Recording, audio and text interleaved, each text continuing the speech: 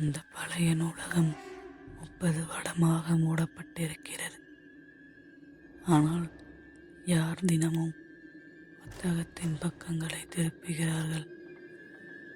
மீரா அந்த வதந்திகளை நம்பவில்லை. அவள் அந்த நூலகத்தை அடைந்தாள். ஆனால் பார்வையாளர் பதிவேட்டில் அவளுடைய பெயர் ஏற்கனவே இருந்தது. அவள் ஒருபோதும் அங்கே சென்றதில்லை. கதவு மெதுவாக திறந்தது. தூசி நிறைந்த காற்று. எல்லா புத்தகமும் அப்படியே இருந்தது. ஆனால் ஒரு புத்தகம் மட்டும் திறந்திருந்தது. அது மீராவின் நாட்குறிப்பு.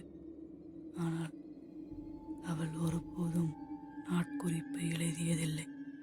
கடைசி பக்கத்தில், மீரா, நீ திரும்ப வரக்கூடாது. பின்னால் காலடி சத்தம் கேட்டது. அவள் திரும்பினாள். யாரும் இல்லை.